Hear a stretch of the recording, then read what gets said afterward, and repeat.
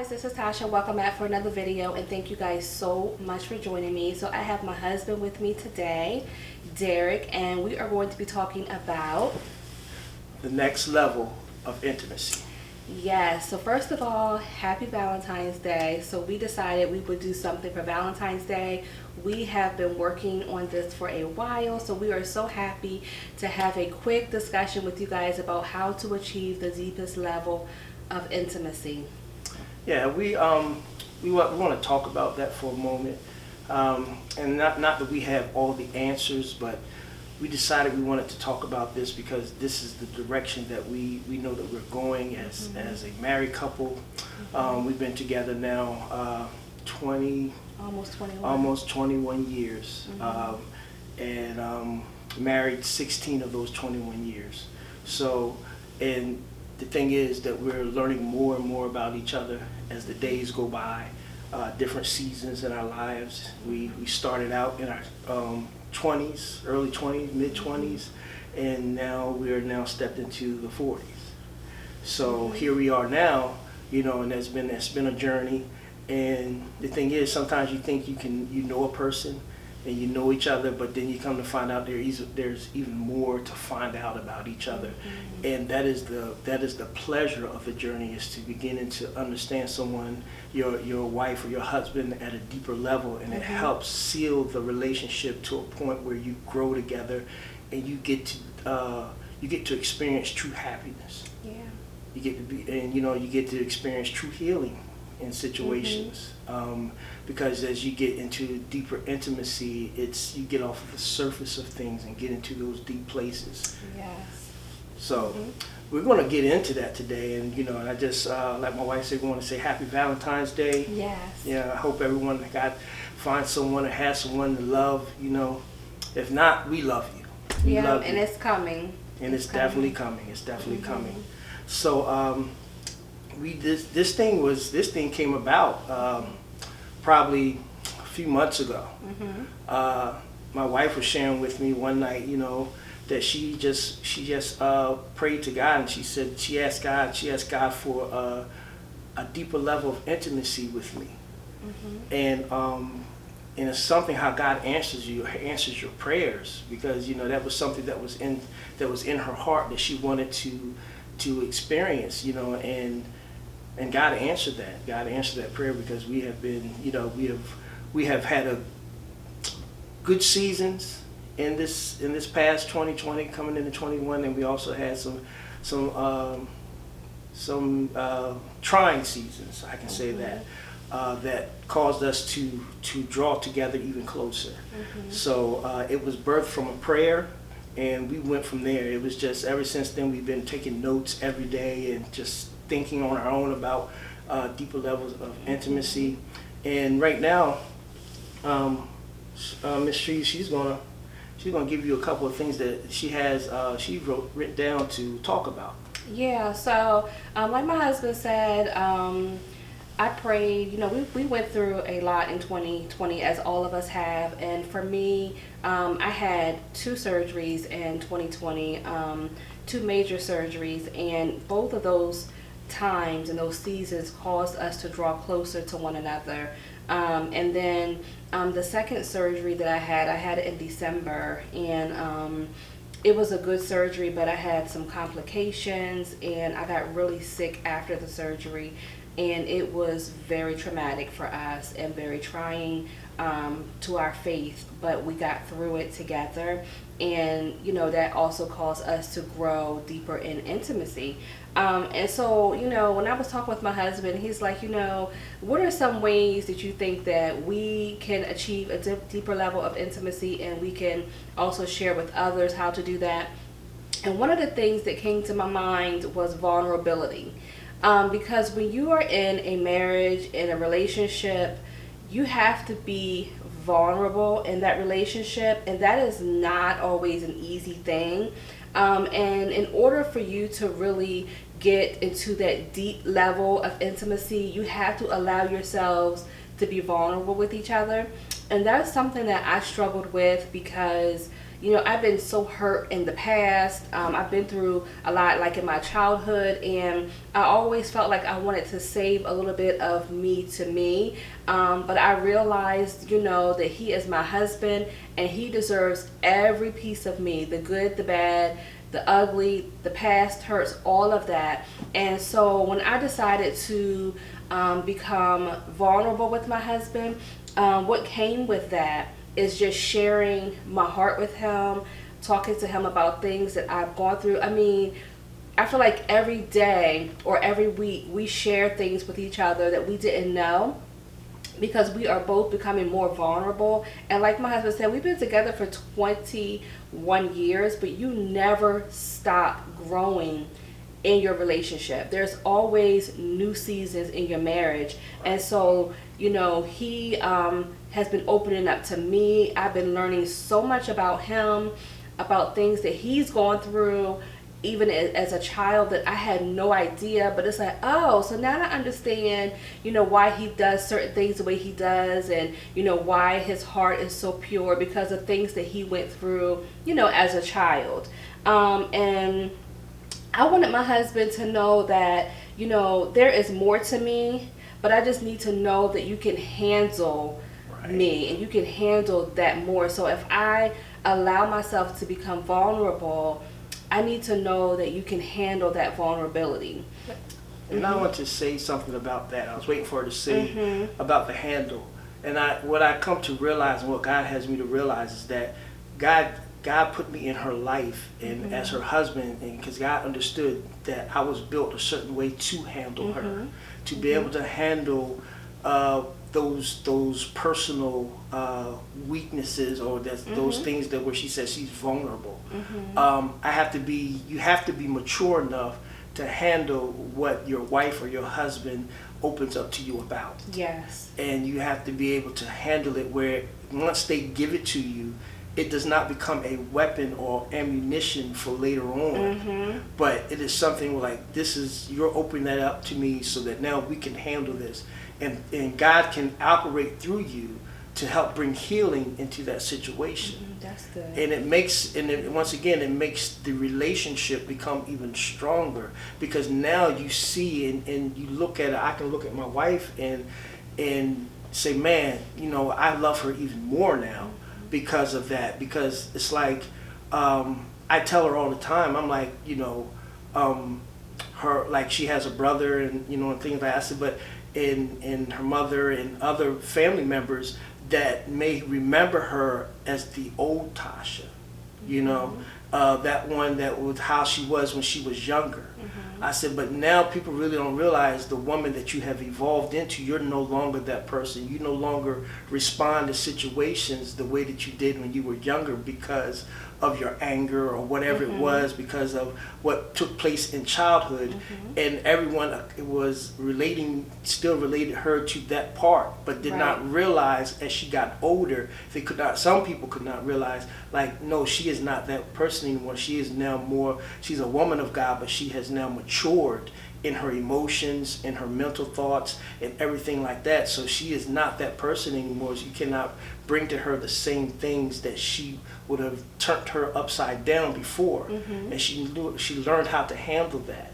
So that is the evolution or the transformation that I've seen in her life that is so great. And I always tell her that. And so that intimacy part, and I'm here to, as the man of God and as the priest, I'm here to minister to her as much as I possibly can. So that's what it is, understanding how to handle everything that she has. Awesome. And then I did say here that you have to know a person on a very deep level in order to experience the deepest level of intimacy versus that surface level of intimacy. And that goes hand in hand with what we were just saying, that when you become vulnerable and you start to open up to each other, you start to learn more about each other. And when you really start to understand the person that you are with, you are then able to have that deep level of intimacy, like I said, versus that surface level of intimacy. And then I also said another way to achieve a deeper level of intimacy is to share new experiences together. And as you grow, like we have two children, and our children are now adults. Thank you, Jesus. And so now my husband and I are truly able to experience so many new things together. We don't have our children. We're able to travel. We are able to go do things and just experience. We love them. We love them. We do love y'all, We but love them. we're so happy because we're in a new season in our life as empty nesters, and now it's like, oh my God, the sky is the limit. Like now it's just you and I. The kids are gone. They're Right. adults and everything like that. And now it's him and I. So definitely sharing new experiences together can allow you to have, a deeper level of intimacy and also creating those really, really wonderful memories. Let me speak on that one for a second. That's a good one about being that now it's just my wife and I, and our kids. We call them our kids, but they're young adults now, and they're in their transition now of going into life and experiencing life. This is one of the most important parts of being married and having intimacy.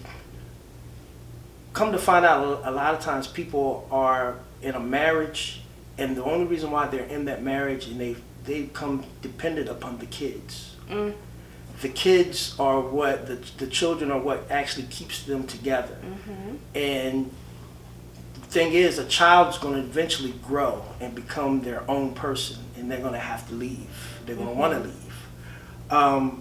And then that leaves the man and the woman, the husband and the wife, home alone together, and sometimes they never really took the time out to get to know each other through those years of taking time out. It was always about being about the kids, or they just never dealt with certain issues. And so now that the kids are gone, now you're left in a home where it's just you two, just you and that person there, and you don't even know how to communicate. You don't know there's no type of flow there. So sometimes you start seeing that it's just all types of chaos may start coming in because you never learned how to come together and have that intimacy, or have that, develop that true relationship that is strong, that when the kids leave or when your children leave and go, live their lives, now it's like there should be that level of excitement that's like, oh my God, now we can really spread our wings and do more things, or just be around each other even more.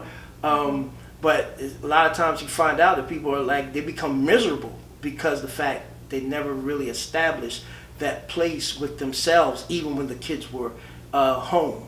So we encourage people that if your children are there and everything, take time out with the husband or wife, or your significant other. Take time out to get to know each other. Take time out to just, sometimes you just got to get away and just be about the both of you, and talking and laughing and things like that. Go back to that place that you were when you first met. The dating and things like that, because once the kids leave, you're going to start going back on dates all the time. You're just out hanging out doing this and everything like that, or you're in the home, and it's like, what do you do in the house when everybody's gone? Can we talk? Do we laugh? Do we just, we're off doing our own thing and still not coming together? So I think at that point, make sure that you stay connected through that. Even as parents. I just want to go back to something he said about, being a parent, because I know there's a lot of you guys who have small children or young children, and you haven't been blessed yet to be empty nesters like us. And I want to just share with you some things that, my husband and I did while we had our children, while they were growing up. We used to, and we don't do it as much now because obviously we're empty nesters, but we used to just like take maybe every other month, for one weekend out of that month, we would like go somewhere. Like our favorite place to go was Bensalem, Pennsylvania, and we would just go stay the weekend. We called it a power weekend because we would get away from the kids, get us a babysitter, we would leave the house to get out of this atmosphere and just go spend some time together in another place. And we would always go to Pennsylvania and other places too, but I'm talking about just like a quick getaway. And I think those quick getaways really help strengthen a marriage. You don't understand how important it is for you two to retreat with each other Right. and away from your kids, but it makes a huge difference, and it helps you guys remember the foundation that you guys created before the children. So that's just another tip. Another thing is exploring each other's love languages. So all of us have different love languages, and the 5 love languages are words of affirmation, physical touch, receiving gifts, quality time, and acts of service. So you got to kind of understand what your partner's love language is and build on that, because what you might think your partner enjoys may not be what your partner enjoys or what your partner needs in your marriage. And what I would suggest you guys do is take like that love language test that we took and just figure out what your partner's love language is. Can I talk on that for a Yes. second? Yes, the love language. Let me help you out, brothers, that maybe those that may not know, but those I'm sure others know out there. But listen, you have to listen to what your wife says sometimes, and you'll hear within what they're saying what they want, What they need. And you know. For my wife, you know, she's not shy about saying what she needs. And the thing about her is she's not really high maintenance in a sense. She's really not high maintenance. She has changed over the years. I could say that at one point it was about, you know, especially on Valentine's Day, flowers, candy, and things like that. But she moved away from that. She, you know, because it's hard for the man to kind of keep up with the direction that the woman's going, because they change so quickly and so many times. And you know, you think you're doing it, you give them some candy, give them some flowers. Next thing you know, my wife says, hey, you know, I don't want that. I think that, you know, that's just it doesn't do nothing for me. So now it leaves you like, okay, now you got to figure out what is it that she wants then? What is it that can I do for her? You know, and just to say this, that, you know, all year round she gets, you know what I mean, showered with love, you know what I mean, always telling her that I love her, you know, Gifts. and gifts, you hear that, gifts, but always telling her that I love her, not just telling her, but through the year, 365 days of the year, I'm trying to show her every day through my acts that I love her. You know, so that when Valentine's Day do come, it's almost just like another day for us, even though, you know, we respect it and we like it also, but it's just something that, you know, has become accustomed in our environment. But back to the point of understanding what they need, you know, my wife, she has changed now. She's a homebody, and she likes decorating the house.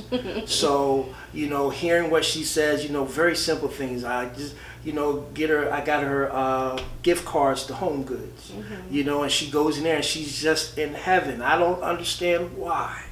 I went in there with her before, and I'm like, man, this is so boring.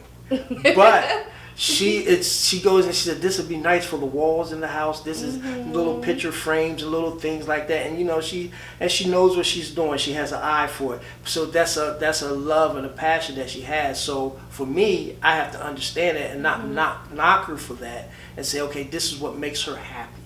This is what pleases her. And you know, they say a happy wife, a happy life. True that. Listen, and even a happy husband, you know what I mean, you got to make sure the husband is in a good place also. But I got to make sure that I listen to her. So those little things, understanding this is what she likes to do in this part of her life. So get her home good cards or whatever, you know, things like that. And just, you know, just listen for those things. And let me just tell you guys, so my birthday is February the 10th, and then Valentine's Day is, you know, 4 days later. And so this year, speaking of him getting me what I want versus what he thinks that I want, he really nailed it, because he gave me the gift card to Home Goods. But also, I've been telling him for like the longest time that I want to change out my blinds to a different color. And I came home the other day because he was off and I was at work, and I came home and he had went to Lowe's, got the blinds that I've been talking about forever, put them up and surprised me with it. Let me tell you, that was like the best Valentine's Day present ever.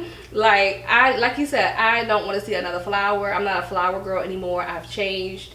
I see flower. I mean, I want something I can see long term. I don't want flowers. Now, I'm not knocking you guys who do, but I don't want flowers that will die. I want, stuff that we can see, and that's what makes me happy. And I was so shocked, y'all, that I didn't even think he listened to me when I said I'm gonna change out all, because I have like the brown wood blinds. I'm changing all those to white wood blinds. And when I came home, it was done. It was the sweetest thing ever. And again, my love language is acts of service. That's what does it for me. And so for him to do that, it just meant the world to me. So guys, exploring each other's love language is definitely another way to achieve a deeper level of intimacy. So listen, one of the most important things in a relationship is respect, and that is certainly a way to have and to achieve that deep level of intimacy, because with respect comes trust. And I feel like when you can fully respect and trust each other, you are open more to be able to achieve a deeper level of intimacy. Because contrary to popular belief, sex does not allow you to create a deeper level of intimacy. People have sex all the time. That doesn't mean that they want to be married or they want to spend forever with each other or anything. A deeper level of intimacy starts at the foundation of things.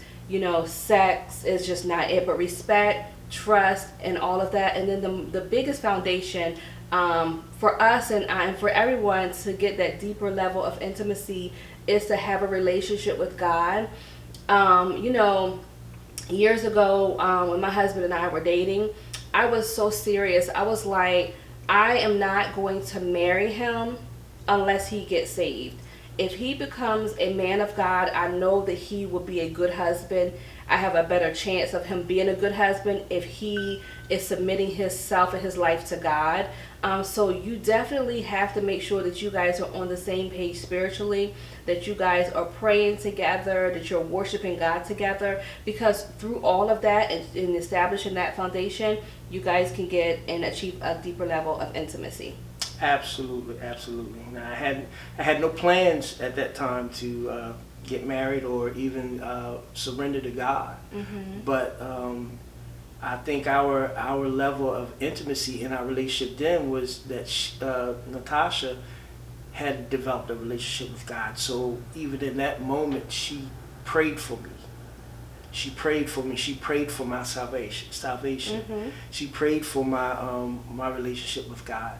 And that, I believe now, that was the most important part, is that she did not just say, I want just him to be married to me, but I need him to have a relationship with God. So important. So that was the most important thing. That was the first and foremost that she asked God for me to have a relationship with the Father. So then it could turn around to now I would know how to be a good husband and leader to her and to the family. Yeah. So that's very key in your quest for relationships. Mm-hmm. This is just not for already married couples. This is for people who has aspirations to be married or maybe single right now. Take this in, because it's very, very important that you find you have the mate or have the person that God has for you, and not the person that you want for yourself. Amen. So true. So true. And then the last one is romance. You gotta have romance in your relationship. I'm not talking, just about sex, but just romance in general. Keeping things fresh and exciting in your relationship will help you to maintain and to grow into a deeper level of intimacy. And so, ladies, you want to keep things fresh. You want to keep things sexy, exciting for your husband, because through that, you're going to achieve that deeper level of intimacy, especially with the other, tips that we gave you guys today. Absolutely. And the same thing goes for the men. We don't want to let ourselves go, in a relationship and just think, okay, I'm in it now. It's, it is what it is. And now next, we walk around with a cut up T-shirt, looking crazy around the house. But we want to make sure that we stay that for the woman when she looks at us and see us. You know what I mean? They see the rough rugged. They love the rough rugged, but sometimes we got to get it together and put something together for them for this, so that they can look and be like, man, you walking through and they telling you like how sexy you look, you know, and things like that. But also just to be able to with your wife, be able to always let them know how beautiful they are. You know, talking to them, just being there and tell them how great they are, intelligent they are. You know, being that, you know, that means so much. It's like watering a plant. You know, it's like watering that flower. You know, you continue to pour into your wife the good things. You know, and that really builds them up to know that they have a strong man in their life that knows how to talk to them, that knows how to handle them, that believes in them, that will fight the world for them.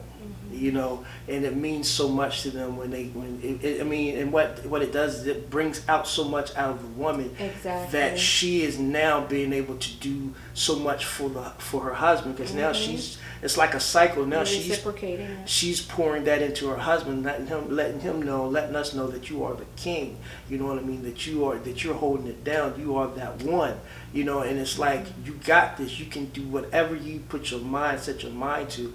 We got your back. I'm praying for you. And there's nothing like having a praying wife. It's nothing like having a praying wife that knows how to break through and get to the throne of God. And PDA is important. Public display of affection. Women love that. Men love that. When you're out in public, it's okay to hold each other's hand, to hug each other. I mean, you're married, you know, you're in a relationship. Women, we love PDA. So just keep that in mind. So, guys, that is it. We got through this video, babe. That's all we have for you. We hope that you enjoyed this video and that you learned something that you can, you know, take along into your relationship and into your marriage.